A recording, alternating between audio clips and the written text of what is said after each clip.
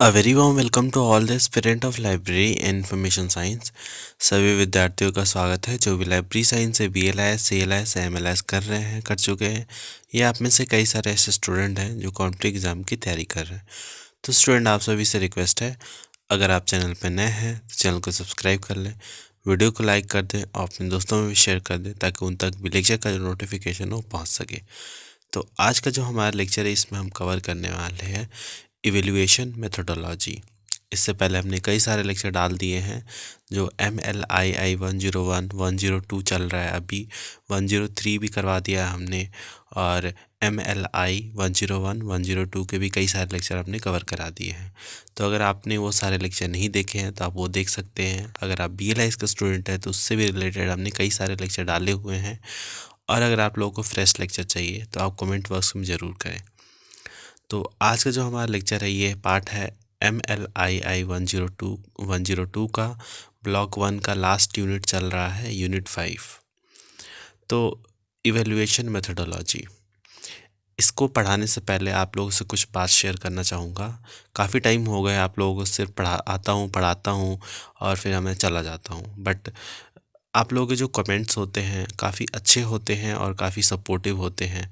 But believe me, जिस तरीके के कुछ टाइम से कमेंट्स आप लोगों के आ रहे हैं, इट्स रियली हर्ट्स बिकॉज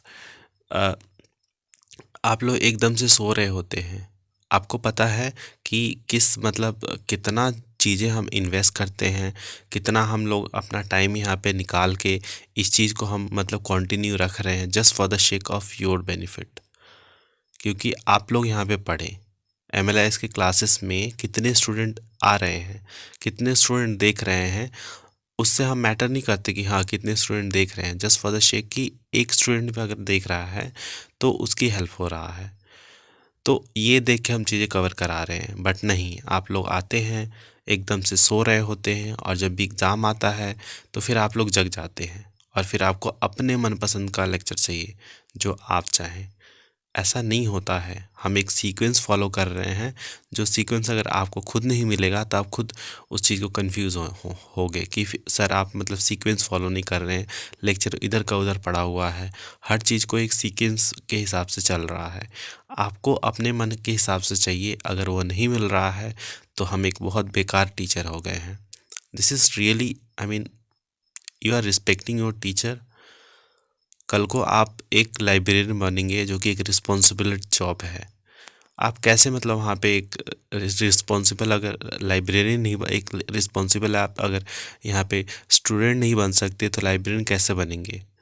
तो आपसे रिक्वेस्ट है कि एटलीस्ट आप लोग कुछ बेनिफिट नहीं कर सकते किसी का, तो एटलीस्ट उसके लिए ऐसी चीज़ों का इस्तेमाल ना करें जिनको लगता है कि हाँ, जो हम मटेरियल आपको प्रोवाइड कर रहे हैं आप गूगल से ले सकते हैं, तो आप ज़रूर आप गूगल से जाके ले सकते हैं। आपने क्लास लिया होगा ऑनलाइन का, MLIS का हो या BLIS का हो, किस लेवल ऑफ वहाँ पे आपकी स्टडी कराई गई है आपने खुद भी देखा होगा। तो उस लेवल ऑफ स्टडी से अगर आप संतुष्ट हैं तो आप वहाँ से ही स्टडी करें। हम आपको फोर्स नहीं कर रहे हैं, जो विलिंग स्टूडेंट हैं वो खुद ही यहाँ पे आके करते हैं। तो वही है कि जो हम यहाँ पे पढ़ा रहे हैं हम कुछ गेन नहीं कर रहे हैं। जो 2 लोगों को हमने हायर कर रखा है उनको अपने अपने जेब से सैलरी दे रहे हैं, और on the top of the that आप लोगों को लगता है कि हम एज अ हम स्लेव हैं आपके। If we are not working according to you, it's, I mean, हम उसके लायक नहीं हैं। तो आप लोग थोड़ा रिस्पेक्ट दें, थोड़ा तो अपने अंदर वो चीज़ें लाएं कि जो सामने वाला आपके लिए मुफ्त की जो ज्ञान बांट रहा है उसको समेटें, ना कि उसके ऊपर टिप्पा और टिप्पणी करें। आपको इतना ही आसान लगता है ये जॉब ना, तो आप कल को 2-4 दिन लगातार आप ये इतने ही फ्रीक्वेंट जो जितने लेवल तक हम आप लोगों को प्रोवाइड कर रहे हैं वीडियोस, उतने ही फ्रीक्वेंटली आप वीडियोस प्रोवाइड करके देखें और फिर आपको पता चलेगा कि कितना टफ जॉब है। तो प्लीज़ करके रिस्पेक्ट दें जो चीज़ें आपको मिल रही हैं। एनीवे, बहुत ज़्यादा हो गया तो बुरा लगता है, आप खुद समझ सकते हैं, समझदार हैं, इतने बड़े ग्रेजुएशन करके आप पोस्ट ग्रेजुएशन में आप पहुंच गए हैं, कितने तो ग्रेजुएशन भी कर रहे हैं। तो इस लेवल पर आके आप इस तरीके इमेच्योरिटी आप लोगों से अच्छी नहीं लगती। तो चलिए फिर स्टार्ट करते हैं आपका ये जो ये यूनिट ख़त्म कर देते हैं ताकि ये ब्लॉक भी ख़त्म हो जाए। तो evaluation methodology, an evaluation study is conducted to determine the level of performance. जो इवैल्यूएशन होता है वो क्यों कंडक्ट किया जाता है, ताकि जो लेवल ऑफ परफॉर्मेंस है उसको डिटरमाइन किया जा सके, मतलब देखा जा सके, of the given system, and also to identify those factors that are the reason for weakness। और जो सिस्टम है जो आइडेंटिफाई किया जाता है और जो रीज़न है उस वीकनेस के वो भी देखा जा सके। इन अदर वर्ड, अगर दूसरे शब्दों में देखें तो evaluation an attempt is made to find out the different parameter. Evaluation जो होता है उसमें अलग अलग यहाँ पे अटेम्प्ट किए जाते हैं कि अलग अलग प्रकार के जो यहाँ पे जो पैरामीटर है उसको यहाँ पे इंटर रिलेशन देखा जा सके उसके में, ताकि एक अलग नज़रिया से उन चीज़ों को हम देखें। उसके बाद यहाँ पे जो इवेल्युएशन है यहाँ पे कुछ मेजर जो स्टेप इन्वॉल्व हैं, like defining the scope of evaluation. तो फर्स्ट जो स्टेप है of an evaluation study involve the designing of the जो प्रैक्टिस सेट है या क्वेश्चन का जो कंफॉर्मिटी है with the evaluation objective in order to learn capability, और जो वीकनेसेस है सिस्टम को भी हम लर्न कर पाए। The question are usually concern with one or the more of the following. इनमें से एक या एक से अधिक जो चीज़ें हैं उनसे मतलब रिलेटेड होता है जो क्वेश्चन होता है, like overall performance level of the system. जो सिस्टम है उसके ओवरऑल जो परफॉर्मेंस है उससे उससे उसका लेवल देखना।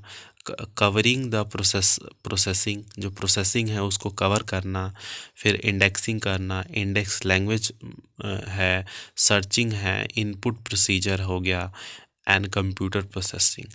The purpose and the scope of the whole evaluation program, जो उद्देश्य है जो इस पूरे इवेल्युएशन प्रोग्राम का है, are to set this step, ताकि ये जो स्टेप है इसको एक तरह से सेट किया जा सके।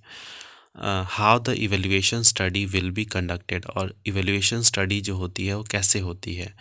इन द लेबोरेटरी सेटअप और इन अ रियल जो लाइफ सिचुएशन होता है, मतलब एक लेबोरेटरी में और एक रियल लाइफ जो सिचुएशन होता है उसमें वो चीज़ें जो होती हैं वो कैसे मतलब काम करती हैं।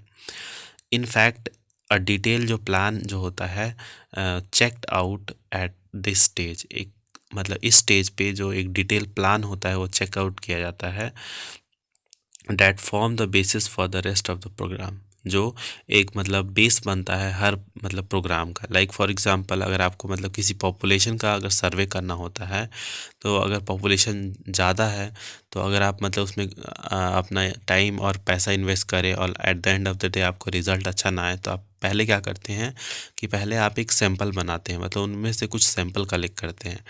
लाइक फॉर एग्जांपल, चलिए ये तो बहुत मतलब वाइड एग्जांपल हो गया, जैसे कि आपको एक घर बनाना है, तो घर बनाने से पहले आप उसके एक मॉडल बनवाते हैं, जिससे आपको पता चल जाता है अपने मन के अकॉर्डिंग कि आप मतलब इनसिक्योर फील ना करें कि हाँ जो हम चाहते हैं वो ये मतलब जो इंजीनियर हैं या फिर जो ये डिज़ाइनर हैं ये मतलब ऐसा बनाएंगे कि नहीं। तो पहले ही उसका एक मॉडल बनवा लेते हैं, ताकि आपका आपके मन का और आपका जो जो आप चाहते हैं वैसे आपको वहाँ पे रिज़ल्ट मिले।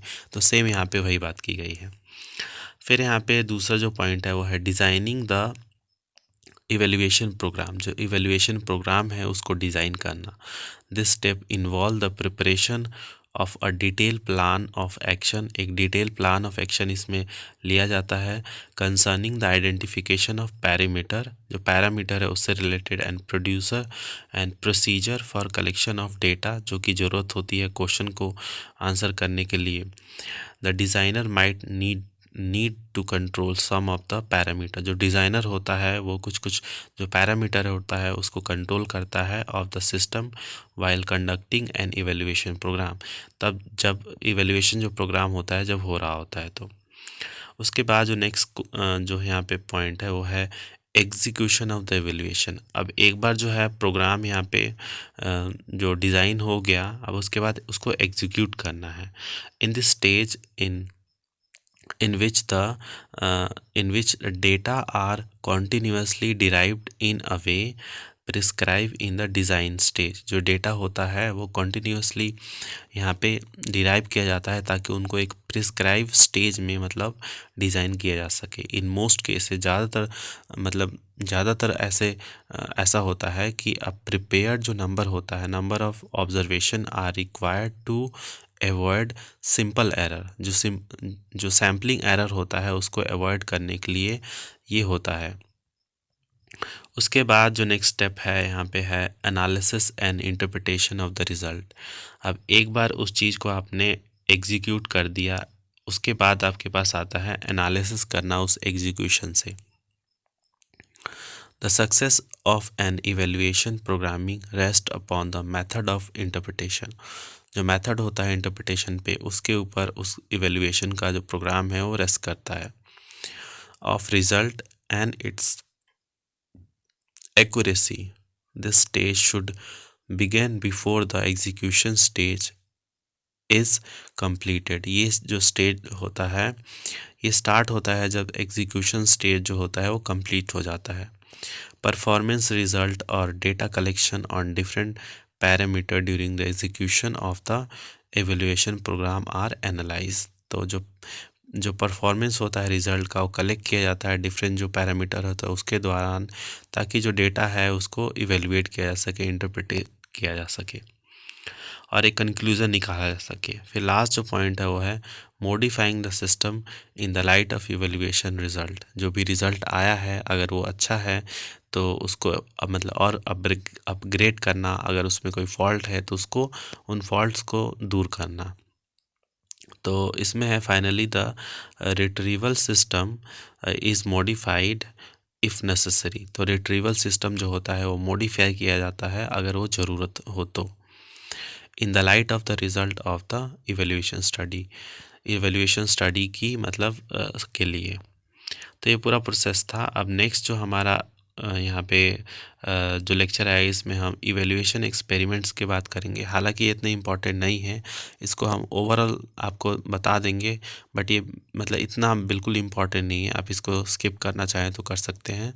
तो मिलते हैं आप सभी से नेक्स्ट लेक्चर में, तब तक के लिए धन्यवाद।